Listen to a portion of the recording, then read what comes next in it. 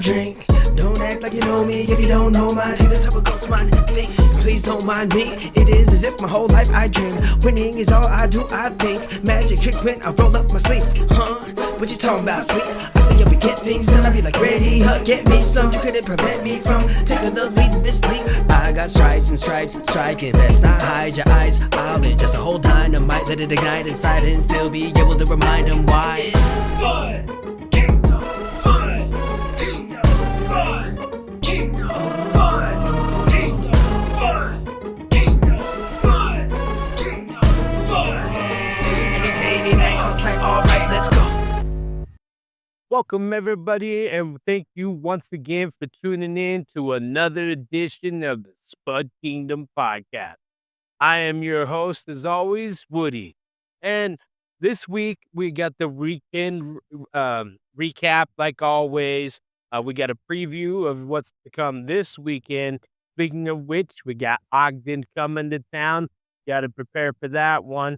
Then we'll get through all the usuals, the action, 3 stars of the week, stats, standings, trivia, and hockey rule of the week, all the good stuff. So, with that being said, let's get to the action. So, game 1 was Friday, January 31st, 2025. That's the MAC versus the Casper Warbirds. The Spud Kings came out swinging. Casper had 2 shots on goal, and Spud Kings had 8. The Spud Kings would get 2 goals in the period. First one at 5 minutes, 38 seconds by Andrew Schmidt. Continues to dominate, getting his 23rd of the year, and he was assisted by Easy Easton Edwards for his 25th, DJ the Beast McLeish for his 16th, and we would almost go about 7 more minutes without a score. But Easton Edwards would strike for his 17th goal of the year at the 12-minute, 35-second mark, and he was assisted on the play by Will Strickland for his 10th and Lucas Ronner for his 14th. This would be it for the action in the first.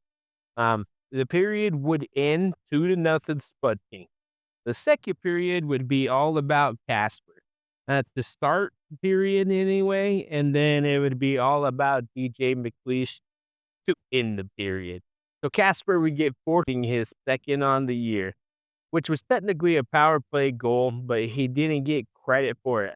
I don't know how this happened. I was looking at it, and technically we had somebody in the penalty box, so I'm not quite sure why he didn't get credit for it. But anyway, he got the goal. A little over a minute later, Gavin Black would follow him up with his 4th on the year.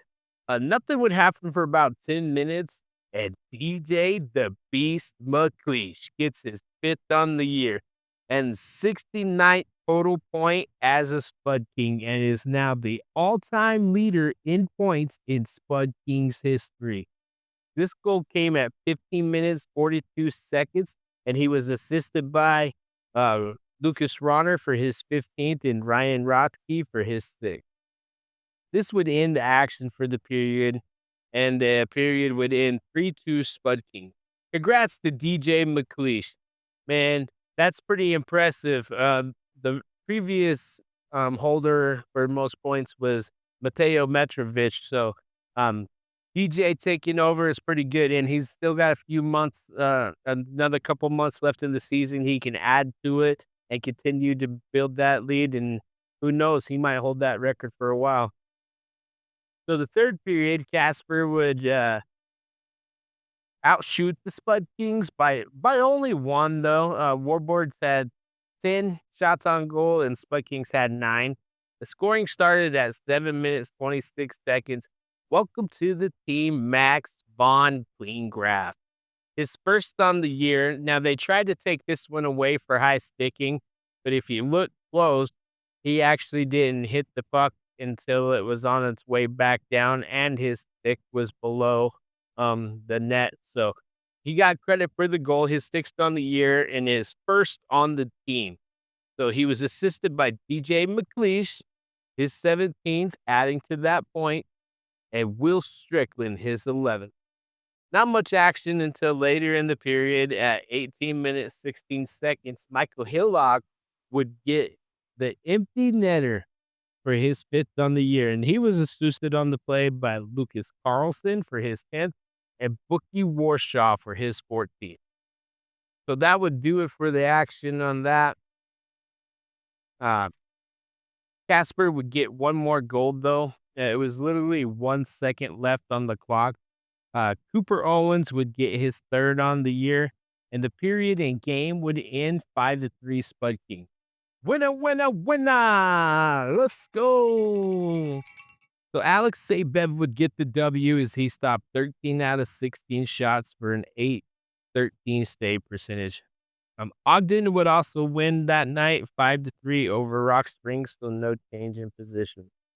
But looking good for us, win streak going. So game 2, following night, Saturday, February 1st, 2025 at the MAC, also against Casper. Spud Kings would come out hot and fast in this game. Casper has 6 shots on goal in the first period, and the Spud Kings had 13. It wouldn't take long for the Spud Kings to strike at 2 minutes, 19 seconds. Ronnie Wade would get his 6th on the year, and he was assisted on the play by Max Von Kleingrass. Welcome to the team once again, Max. His 10th assist on the year, and Lucas Ronner for his 16th. And then little over a minute later, at 3 minutes, 37 seconds, Easy Easton Edwards would knock one in for his 18th of the year.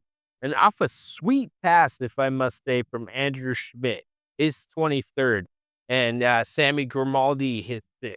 The period would stall a little bit at the 18-minute and 10-second mark until the flying Finn, Jonathan Ratatat Ratikainen, would get his 8th goal on the year, and he was assisted by Easton Edwards for his 26th and DJ the Beast McLeish for his 18th.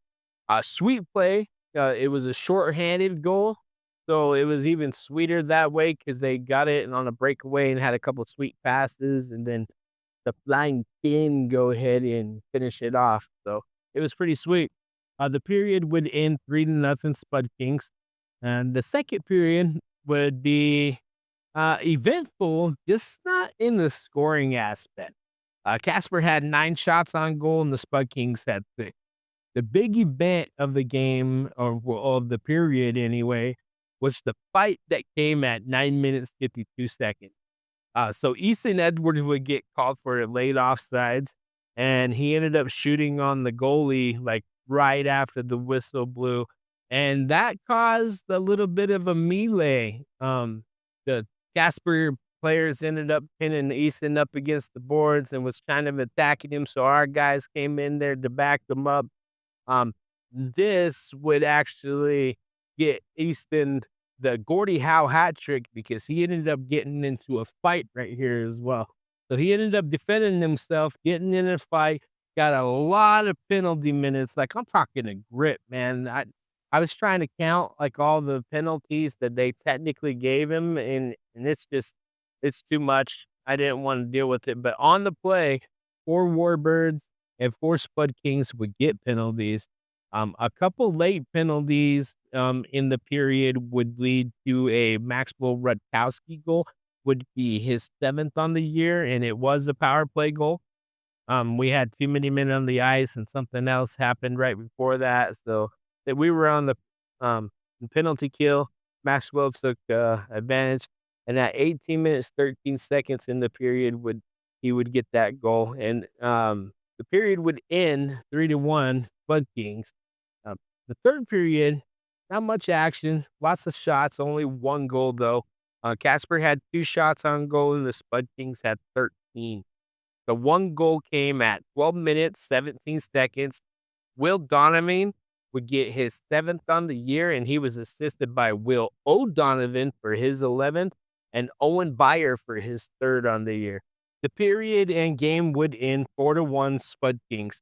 Alex Sabev stopped 16 out of 17 shots for a .941 stay percentage and picked up another W for the in relief of Durkin. So let's hear it for him, man. Awesome job, Sabev. Way to step in and give Durkin a couple nights off. So Ogden would also win, beating Rock Springs 6-2 on the night. So the Spud Kings do clinch your playoff spot with the win, but the standings are still the same. And the standings are that the Spud Kings are in first in the Mountain Division with 59 points, and they clinched that playoff spot. 2 points ahead of Ogden with 5 points behind the number one overall in the NCDC South Shore Kings. So not only are we number one in the Mountain Division, but we could end up picking up number one in the NCDC before this whole thing's over. So pretty sweet looking into the playoff push that we're coming up to right now. So let's get to some of the overall stats. Andrew Schmidt is still leading the way with 46 points, and he's eighth in the NCDC. Easton Edwards the second with 44 points on the team, and he's eighth in the Andrew's fifth in the NCDC, and Easton is eighth in the NCDC. Had that backwards for whatever reason. Goal scoring leader, Andrew Schmidt, still with 23, and he's tied for second in the NCDC on that. Edwards is second on the team with 18 goals, and he's 10th in the NCDC. Easton, number one on the team with 26 assists. He's tied for 10th in the NCDC. Couple of other, there was actually a few of them at 10th, though. Good to see him still up there, though. Schmidt was second with 23, and he fell outside of the top 20. DJ is creeping up in third place with 18, so keep an eye on that. Players of the month for the Mountain Division. Spud Kings had 3 people representing. Good job, baby. We love you, boys. Keep on going. So the people we had represent for players of the month was, for the forwards, Ryan Rothke. So let's give him a hand. I'm keeping DJ the Beast McLean. And then at goalie, your goalie, the wall, number one, Charlie Durkin.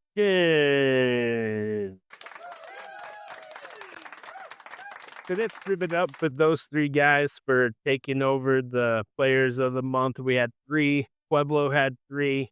It was a lockout. Nobody else got anything. So, if you don't remember last week, the player of the week was not announced until after I posted the episode.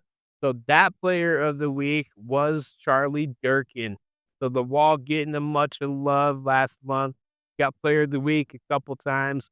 Got player of the week last week and then player of the month. So congratulations, Charlie. Keep it up, my guy. You're the reason why we are where we are. You stopping everybody and then these boys continuing to score. I mean, we got some hot sticks out there right now. So keep pushing, boys. So my 3 stars of the week, my honorable mention was Lucas Ronner. He had 3 points this weekend, and all of them were assists. All of them were on the money. He did a really good job. Yeah, it was hard not to put him in my top 3, but my 3rd star I had to give to the man that gave the wall the weekend off, Alex Sabev. He got 2 big wins on the weekend, and he had an .879 save percentage for the weekend. My 2nd star was DJ the Beast McLeish. He had 4 points on the weekend, 1 goal, 3 assists, had a great weekend. He was out there and enforcing things like he always does out there on the ice. He did end up with some penalty minutes and stuff, but I think most of it, in my opinion, was all needed. I didn't see any stupid penalties really. Like he was out there sticking up for teammates and doing what he does, just being a overall good leader on the team. So DJ is my 2nd. 1st star, Easy Easton Edwards. What else can I say about this kid, man? He just keeps putting out work. He had 4 points also on the weekend, but with 2 goals, 2 assists, and he had a Gordie Howe hat trick. So I had no choice but to make Easton our 1st star of the week. So let's wrap that up real quick. So honorable mention, Lucas Ronner, 3 points, all assists. 3rd star, Alex Dabev, he had 2 wins on the weekend with the 879 save percentage. Second star, DJ the Beast McLeish, 4 points, 1 goal, 3 assists. My first star, easy Easton Edwards with 4 points, 2 goals, 2 assists, and the Gordie Howe hat trick. So congratulations, boys. My hockey rule of the week. I'm starting to run into where there's not as many penalties and stuff to talk about. So I'm starting to just find overall just random rules and stuff that you may or may not know in hockey. This week I decided to go what are illegal goal scoring scenarios. So first one, kicking the puck. An attacking player cannot kick the puck directly into the goal. Pretty self-explanatory.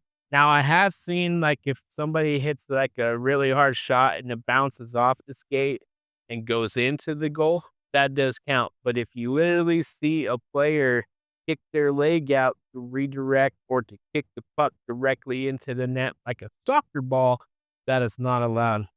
Scenario 2 that I got written down here, throwing the puck. One cannot throw puck into goal. You cannot be Patrick Mahomes out there, sorry. Can't practice your pitching, wrong time of year. You have to hit it with the stick, no throwing. Um, Interference. An attacking player cannot be in the goal crease when the puck enters the net. So if one of the attacking players is trying to set like a goal screen so the goalie can't see well, but he happens to be in the crease, that can be considered interference and the goal does not count. Deflection, often official. Well, he shouldn't be there. What's he doing in front of the net anyway? The puck cannot deflect off an official and go into a goal. But still, why is he there?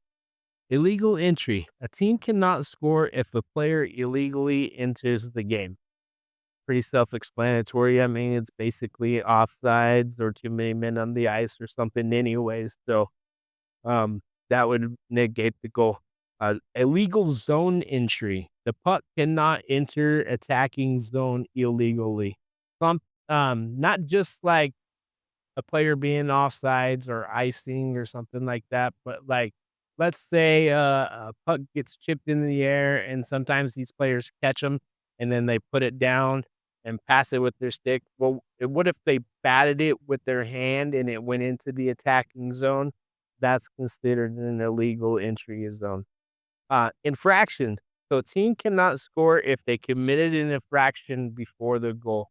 So if you literally commit like some type of penalty right before the goal goes in, the goal does not count, and it is taken away due to the penalty. So I believe that is all I had for hockey rules of the week. Hope you guys like that. That's a little bit different this week. Thought to give a little bit of insight of like people, when we're at the games and I'm with some of my friends that have not watched hockey as much, including myself, and I'm like, why are they taking the goal away? Now you guys have a little bit of an idea of why they might be taking that away. So let's get to the trivia. So trivia question last week was who holds the most Stanley Cups in NHL history? And the answer was the Montreal Canadiens. And the winner from last week, I only had a couple responses, so I only had 2 people on the wheel. It was a 50-50 chance, and the winner was Brian Colston. I got 2 free pizzas for you, my boy. Hit me up. I'll get them to you as soon as I can. Maybe next time you hit me up for a game, maybe I'll be able to go, and I'll bring them with me. So, congrats, Brian. Really appreciate it. Thanks for always answering and tuning in every week like you do. Chance, man, you were right there. There was only between you and Brian. You had a chance. I'm sorry, buddy. Maybe next time. So this week's question was, where is the Hockey Hall of Fame located? So like the NFL Hall of Fames in Canton, baseballs in Cooperstown. Where's the NHL Hall of Fame? Where's that located? Hit me up on Facebook or any of the socials and give me your answer. I'll post the question when the episode goes live, and I'll take all your answers on there and I'll post the winner next week right before the episode. with that being said, weekend preview. Let's get to the weekend preview. We got a big game this Friday. We're playing Ogden, the most dreaded ponies. We're playing them here at home at the MAC. So we need everybody there. We need to sell this mug out. We need to get loud. We need to get proud. We need to get, let's get rowdy, as Javier would say. So, but Kingdom, we need you there. We need you to make some noise. We need to cheer on our boys. I can't come quite yet, so I'll be watching on TV. Let's get these guys cheered on, man. It's a big game. If Ogden wins, they tie us for first. If we win, that gives us another 2-point advantage over Ogden, and we can put a little bit of distance between us. So big game Friday. Game 2 on the weekend will be Saturday, but it is in Rock Springs at the River City Sportsplex. So if you get the chance to travel to Rock Springs and check it out, that'd be awesome. Go cheer on the boys. If you do, hit me up. I'd like to give you guys a shout out if you do. I'll be watching once again from home. And then let's see, Ogden does play Saturday at Utah Outliers at the Ackerd Center. So that's going to be a big game too. Hopefully the Outliers will get off of their little drought and come out swinging, and maybe they can end Ogden and loss for us. So let's recap, guys. We won 2 games this weekend. We kept our lead in the Mountain Division with our 2 points. At our 3 stars of the week, Say Bev, DJ, and Easton Edwards. Still in first. Let's stay there. I want to thank you guys always for tuning in. I really appreciate it. As I said previously, and I will stay in the future, I can't do this show without you. You are the Spud Kingdom. I do it for you. This is fun for me. I do agree, but I do this show for you. So thank you for tuning in once again. I really appreciate it. I am your host, Woody, and as always, go Spuddy. K-I-N-G, kings, meaning we seen things, and without a cheat sheet, a walking beast, no wanting peace until I'm knee deep in the rewards I need to retrieve. Keep the receipt once I receive what I work for, but never relieve. Better watch out, if you don't move, get ready to fall down. If you don't root for my son, I'm not proud. Like what you talking about, I'll pop out, even if it's hard out. Somebody let the dogs out, like they're coming for the dog out before being brought out. Whoa, they might need to keep me locked out because I will stomp in my stomping grounds till it's known this is